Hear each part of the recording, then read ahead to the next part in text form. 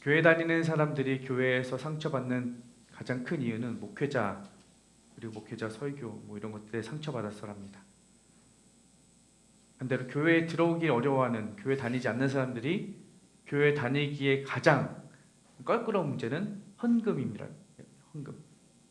교회 다니면 자꾸 헌금하라고 해요. 그러면 그 목회자가 헌금 설교를 하면 어떻게 되겠습니까? 이러나 저러나 다 불편한 이야기가 되겠죠. 오늘 그 불편한 이야기를 제가 한번 해보려고 합니다. 오늘은 헌금에 대한 이야기인데요. 본문의 41절로 보면 헌금함에 헌금을 넣는 두 부류의 사람을 묘사하고 있습니다. 41절에 보면 예수께서 헌금함을 대하여 앉으사 무리가 어떻게 헌금함에 돈 넣는가를 보실세. 예수님께서 어디에 앉아 계시느냐? 헌금함 앞에 앉으셨다는 거예요. 그리고 헌금함에 돈 넣는 사람들을 보고 계시는 거예요. 자, 여러분 상상을 해보십시오. 예배 시간에 예배 드리러 저 문을 들어서서 앞에 헌금함이 있죠. 근데 헌금 앞에 누가 앉아 계셔요? 예수님이 떡하니 쳐다보면서 누가 어떻게 돈 넣는가 한번 보자.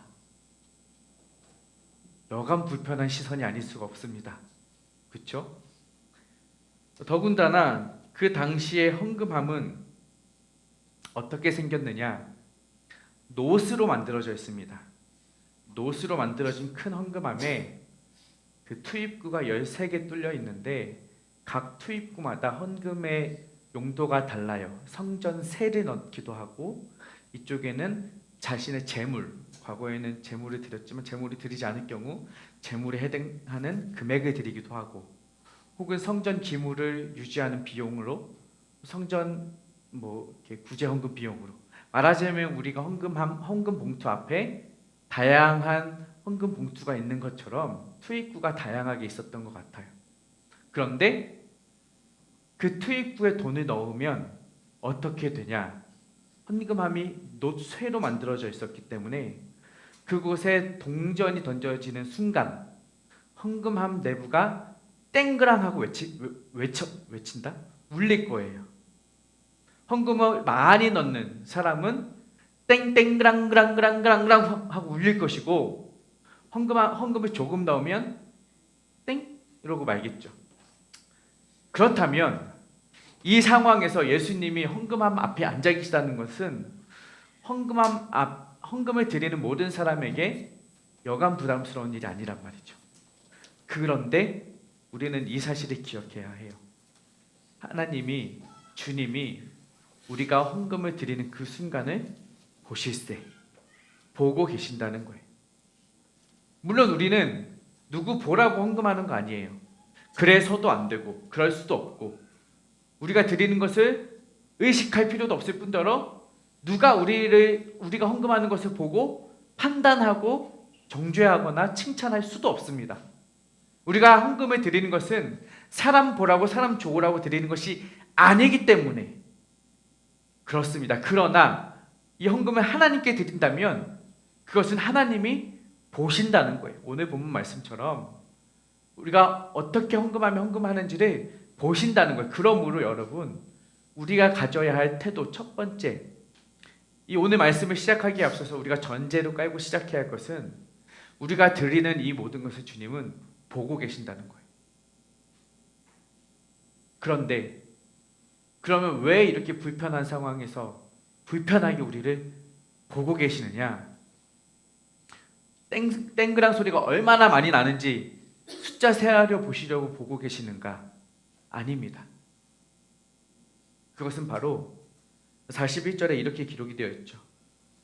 예수께서 헌금함을 대하여 앉아서 무리가 어떻게 헌금함에 돈 넣는가를 보실세. 자, 무리가 얼마를 넣는가를 보실세 아니죠. How much가 아니에요. 어떻게 넣는가? How예요. 우리가 어떻게 하나님 앞에 드리는가를 그 마음 자세와 태도와 그 마음 됨됨이를 보신다는 거예요. 왜요? 주님은 우리의 마음과 생각을 감찰하시는 분이에요. 우리의 중심을 보시는 분이에요. 우리가 무엇을 드리는지와 상관없이 그것을 드리는 우리의 방법, 방식, 태도, 자세, 마음가짐을 보시겠다는 거죠. 그러므로 오늘 우리가 기억해야 할 것은, 제가 이 불편한 헌금 얘기를 하지만 여러분에게 돈 1,000만 원, 100만 원 드립니까 안 드립니까 이 액수를 말하고자 하는 게 아니에요. 과연 여러분은 하나님이 우리에게 드리는 손길을 보실 때 어떤 마음과 자세로 드리시느냐, 이 이야기를 집중해서 나누고 싶은 거예요. 우리가 여기서 꼭 기억해야 할 것은, 그러면 어떻게 드려야 하느냐 이거죠. 44절에 보니까 그 헌금을 드리는 두 부류를 기록합니다. 함께 읽어보겠습니다. 시작. 그들은 다 그 풍족한 중에서 넣었거니와 이 과부는 그 가난한 중에서 자기의 모든 소유 곧 생활비 전부를 넣었느니라 하시니라. 그들은 부자들입니다. 많은 부자들이 와서 많은 금액을 넣었어요. 그러나 과부는 가난한 중에서 생활비 전부 소유를 다 넣었다라고 기록합니다. 그러면 분명히 말씀드렸죠. 금액, 헌금의 크기, 이것이 아니라면 여기서 주님이 왜 그 액수를 언급하셨느냐? 왜 부자는 그 풍족한 중에 많이 드렸음을 이야기하고 과부는 생활비 전부를 드렸음을, 이 액수와 양을, 퀀티티를 이야기하시느냐? 그게 전부가 아니라 그 안에 있는 의미를 생각해야 돼요. 그것은 곧 마음의 크기를 보시겠다는 거예요. 금액의 크기가 아니라 마음의 크기, 내 삶에서 주님이 차지하는 비율을 보시겠다는 것이죠. 자, 따져봅시다. 부자는 돈이 많습니다. 여러분 부자 만나보셨습니까? 저는 부자를 못 만나봤어요. 그런데 부자는 상상할 수 없을 만큼 부자라고 하더라고요. 부자들은 돈을 써도 줄지가 않겠죠. 줄까요? 모르겠어요. 부자 계신가요? 어쨌든 부자에게는 돈이 많기 때문에 부자는 가진 것 중에 많이 들여도 그의 주머니에는, 그의 통장에는, 그의 집에는 여전히 많은 돈이 남아있을 거라는 거예요. 그러니까 그가 얼마를 들였든지와 상관없이 그는 여전히 많은 것이 남았습니다. 남겨져 있는 거죠. 남겨놓은 거죠. 비율로 따지면 뭐 5%, 10% 드렸을까요? 그러나 과부의 이야기는 다릅니다. 과부는 부자에 비하면 턱없이 적은 동전 두 입을 드렸어요. 그런데 예수님은 칭찬하시는 게 뭐냐? 그가 드린 그 돈 두 잎은 그녀의 생활비 전부를 드렸다. 양으로 따져보면 아주 보잘것없는 양일 겁니다. 하지만 비율로 따져보자면 이 부자에 비해 과부는 몇 퍼센트를 드린 거예요? 온전한 100%를 드린 100%. 전부. 그러니 예수님이 이거를 말씀하시는 거예요. 이 여인은, 이 과부는 그의 마음의 분량이 부자보다 주님을 향해 더 열려있다. 더 큰 부분에 차지하고 있다는 거죠. 그것을 오늘 본문이 이야기하고 있는 것입니다. 제가 여러분에게 헌금 많이 드려라, 100만 원 드려라, 1,000만 원 드려라, 이 이야기를 하는 게 아니에요.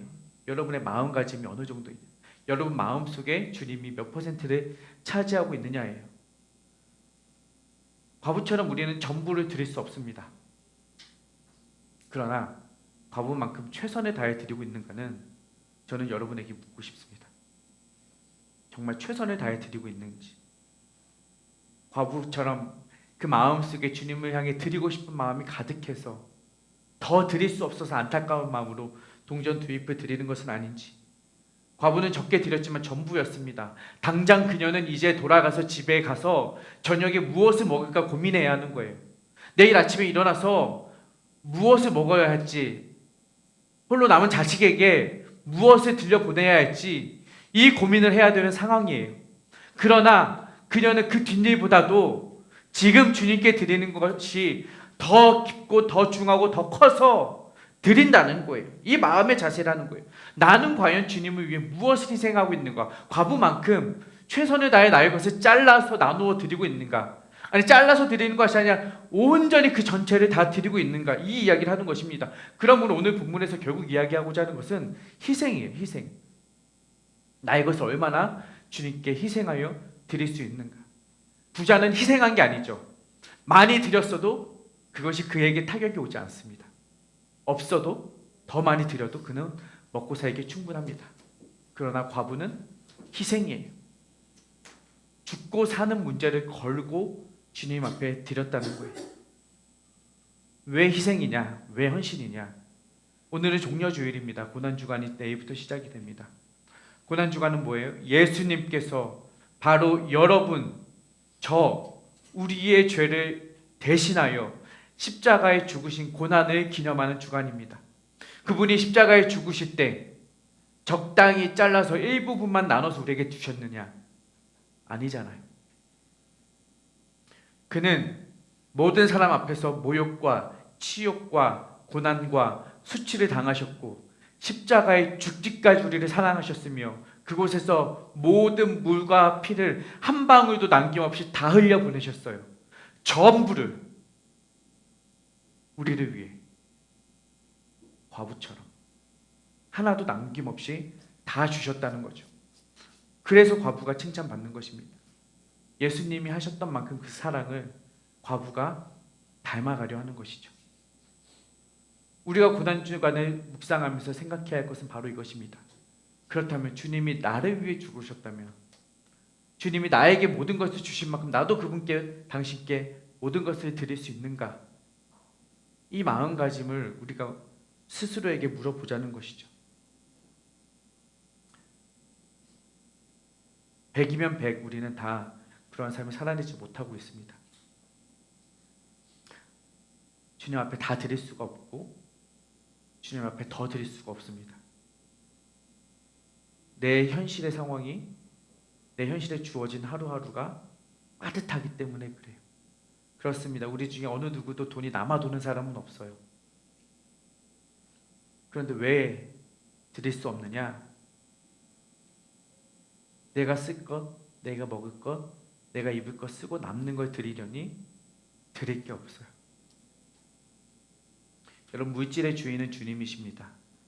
우리의 삶의 주인은 주님이십니다. 그것이 전제입니다.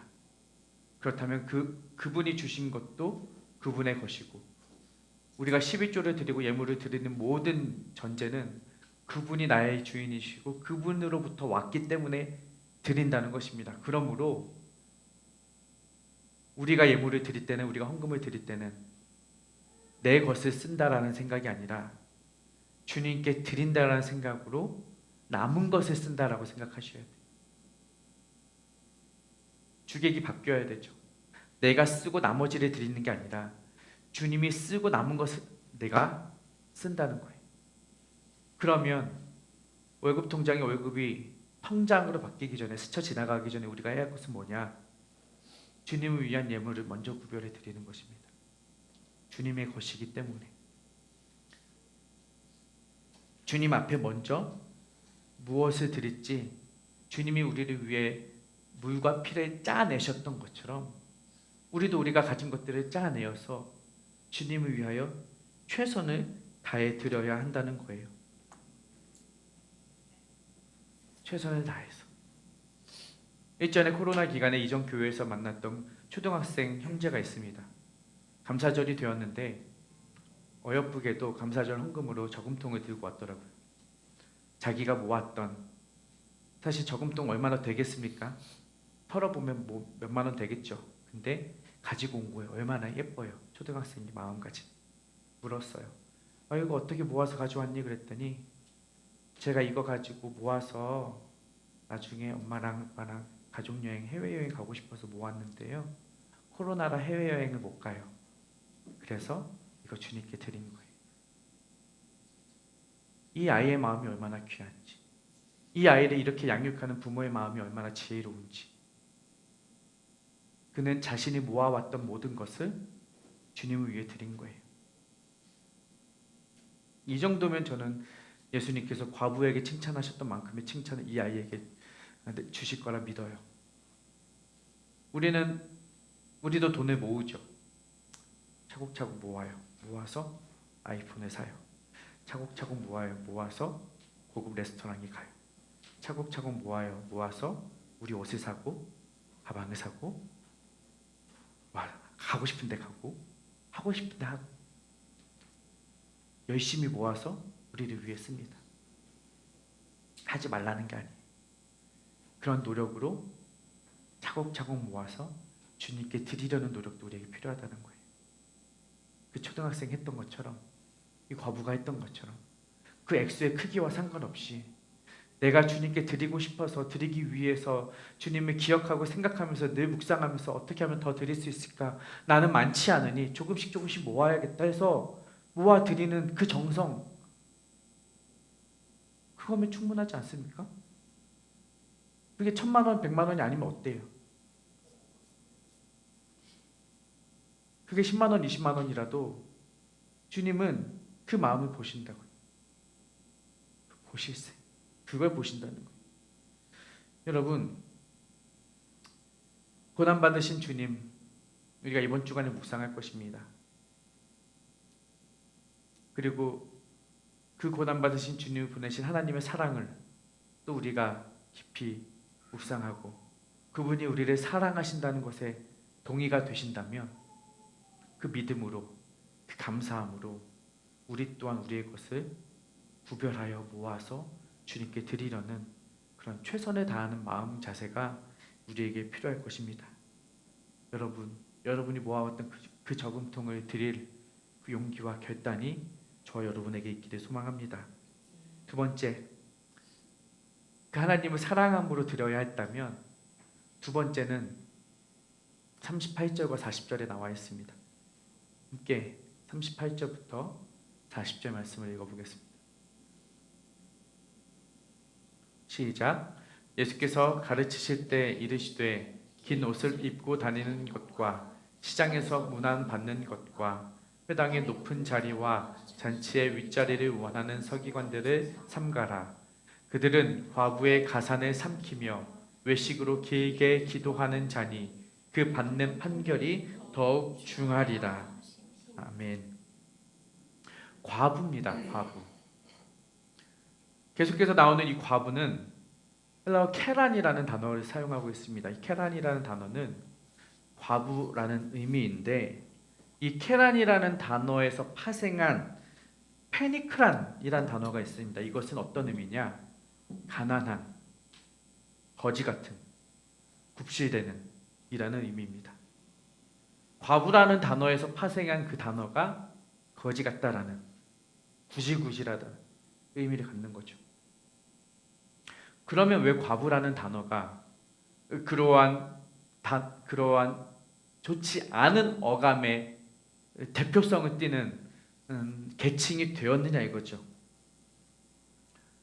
실제로 이 과부는 가난한 삶을 살았죠. 드릴 것이 단 2렙돈, 노동자의 1일 품삯의 64분의 1입니다. 우리가 하루 얼마 버는지 모르겠어요. 여러분들마다 다 각기 다르실 테니. 그런데 평균적인 노동 임금을 아주 적게 잡아서 10만 원이라고 감안을 해봅시다. 64분의 1은 1,500원 정도입니다. 그녀는 하루에 1,500원 가지고 산다는 거예요. 물론 오늘날의 통용 가치니 절대화할 수는 없겠지만 여하튼 굉장히 적은 금액이죠. 한 달로 환산해 보니 4만 원이더라고요.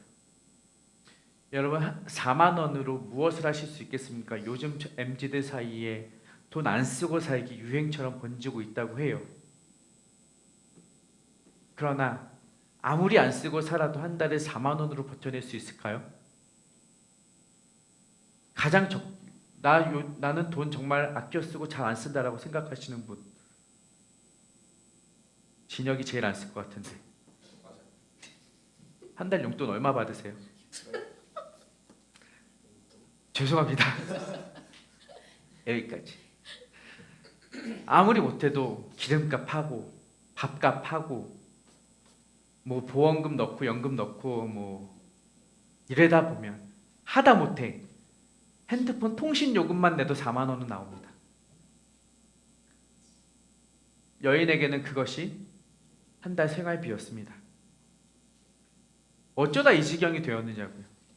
어쩌다 과부라는 이름이 그런 거지 같은 이란 이름의 대명사가 되었고, 어쩌다 과부들의 삶은 그렇게 구질구질한 곰핍한 삶을 살아야 했느냐 말입니다. 왜 그러느냐? 41절 말씀입니다. 아니 40절입니다. 그들은 과부의 가산을 삼켰다. 종교 지도자들이 와서는 과부의 집안을 다 삼켜 먹었다는 거예요. 보살펴 주어야 할 대상들의 그 집안을 거덜내버렸다는 거예요. 야금야금 삼켜서 빼앗아 먹어버렸다는 거예요. 이게 그들의 현실이에요. 서기관들만, 지도자들만의 문제인가요? 아니요, 그것은 당시 사회에 만연한 시스템의 문제였습니다. 헌금이라는 것은요, 당시 헌금이라는 것은 어떻게 어디로 사용되었느냐? 물론 앞서 말씀드린 대로 성전 제물을 위해서, 성전 기물을 위해 사용되기도 하지만 이 헌금이 지급되었던 부류의 사람이 있습니다.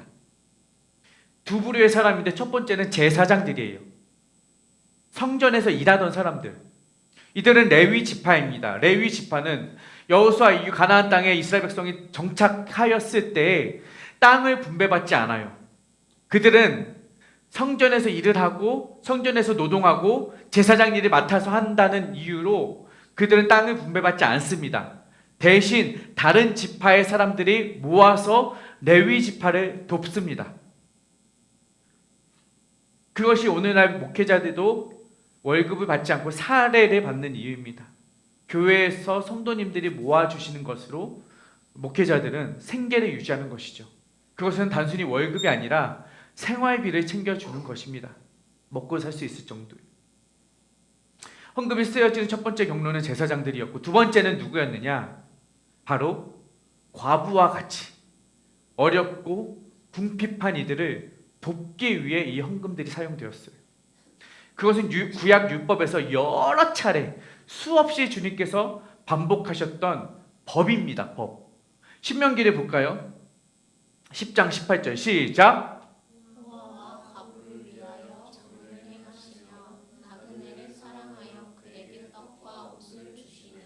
고아와 과부를 위하여 뭘 행하신다고요? 정의를 행하신다고요. 그들을 돕는 것이 주님의 어떠한 성품이라고요? 정의로운 성품이라고요. 그것을 행하는 것이 정의로운 행위라고요. 의롭다는 거예요. 바르고 의로운 일이라는 거예요. 그것이 바로 마땅히 해야 할 일이라는 거죠. 고아와 과부와 나그네 돕는 일은. 반대로 그러면 그들을 돕지 않는 것은 성경은 뭐라고 말을 할까요? 욥기입니다. 31장 시작.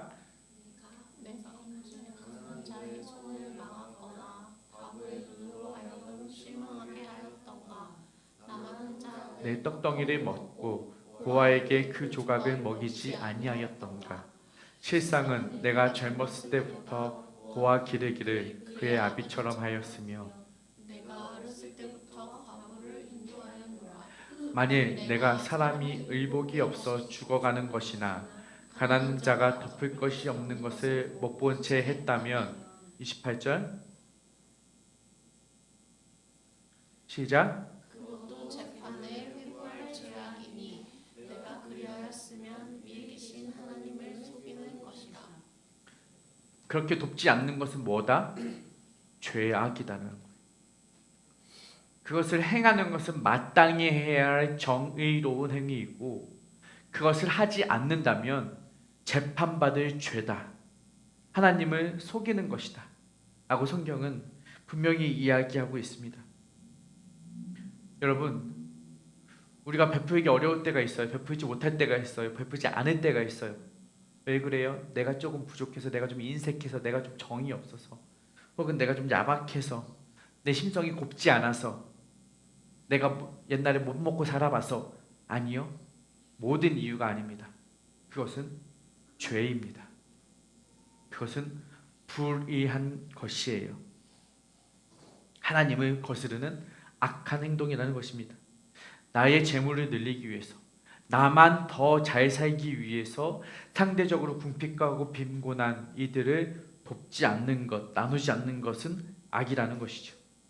그러니 마가가 오늘 본문에서 이 이야기를 하고 있는 것은 바로 그 이야기를 하고 있는 거예요. 이 공동체 가운데 만연한 부정의함, 불의함을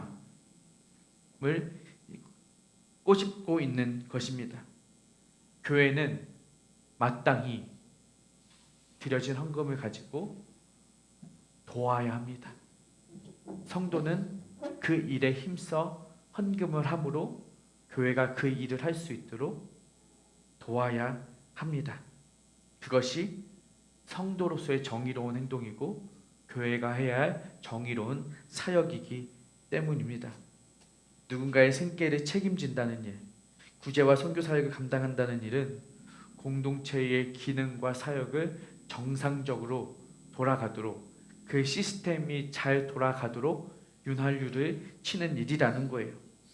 그러므로 가난한 자를 돌보고 궁핍한 자를 살피는 것은 정의로운 일이며, 그래서 이웃을 사랑하는 행동은 단지 그 사람, 작은 사람을 돕는 것뿐만이 아니라 지극히 작은 자에게 한 것이 곧 나에게 한 것이라는 하나님에 대한 사랑을 확인하는 행동이라는 것입니다. 그러므로 우리 자신을 돌아보시고 내 손과 내 섬김이 어느 정도인지를 점검해 보시고 반성해 봅시다. 내 안에 과연 사랑이 있는가? 이웃을 향한 사랑이 있는가? 생활이 어려운, 궁핍한, 가난한, 고통하는 지체들이 있는가? 그것을 돌아볼 수 있는 영적인 시선이, 시야가 우리에게 열리기를 소망합니다. 고난주간이 찾아옵니다. 오늘 말씀을 결국 두 가지로 정리하자면 하나님에 대한 사랑입니다. 하나님이 나를 사랑해 주셨으니 그 고난주간 그 사랑을 묵상하면서 주님이 주셨던 그 사랑에 반응하여 나 또한 희생하여, 나의 것을 희생하여 주인 되신 주님께 그 사랑을 반응하는 것. 두 번째는 이웃에 대한 사랑입니다. 우리 공동체와 우리 이웃 가운데 나눔을 받아야 할 지체들이 있거든, 섬기는 이들이 있거든. 그것을 마땅히 돕기 위하여서, 책임지기 위하여서 베푸는 것, 우리의 헌금 드리는, 헌신하는 두 번째 이유입니다.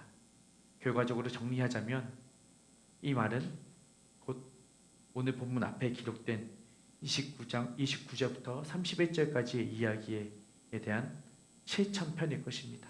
함께 읽겠습니다. 시작. 첫째는 이것이니 이스라엘아 들으라. 주 곧 우리 하나님은 유일한 주시라. 내 마음을 다하고 목숨을 다하고 뜻을 다하고 힘을 다하여 주 너의 하나님을 사랑하라 하신 것이요. 둘째는 이것이니 내 이웃을 내 자신과 같이 사랑하라 하신 것이라. 이보다 더 큰 계명이 없느니라. 아멘. 하나님을 사랑하는 것, 이웃을 사랑하는 것, 이것이 율법의 가장 큰 계명이요, 명령입니다. 그리고 이 말씀 31절에 기록한 이후 바로 이어지는 40절에서 그 사랑을 실천할 수 있는 방법으로 두 가지, 하나님 사랑과 이웃 사랑을 위한 실천으로서 우리는 마땅히 드려야 할 예물 드림을 강조하고 있는 것입니다. 바로 과부의 이야기를 통해서. 그래서 우리가 오늘 말씀을 통해서 다시 한번 우리 삶을 돌아보시고 우리의 마음의 크기를 재어봅시다. 우리가 마음을 다하여서 주님을 섬기고 사랑하고 있었는지, 내 마음에 저금통을 모아놓고 주님을 위하여 최선을 다해 드리고 있었는지를 확인해 봅시다. 그리고 더불어서 내가 이것을 드림으로 인하여 더 많은 이웃들과 공동체가 유익을 나눌 수 있다면 그것이 여러분에게 더 큰 복으로 돌아올 것임을 신뢰하시기를 바랍니다. 팀 켈러 목사님이 이렇게 말을 했습니다. 악인은 나의 유익을 위해 공동체에 손해를 끼치지만 의인은 공동체의 유익을 위해 자신이 손해를 본다. 저와 여러분이 의로운 사람이 되기를 바랍니다. 나의 유익을 위해 공동체에 손해를 끼치는 불의한 사람이 아니라 공동체의 선과 하나님이 주신 명령을 온전히 수행하기 위해 기꺼이 자신의 손해조차 감수할 수 있는, 아니요, 사실은 손해도 아니죠. 주님이 다 주신 것들이니 그 감사하는 마음을 올려드리고 표현할 수 있는, 반응할 수 있는 저와 여러분 믿음의 성도 되시기를 축복합니다.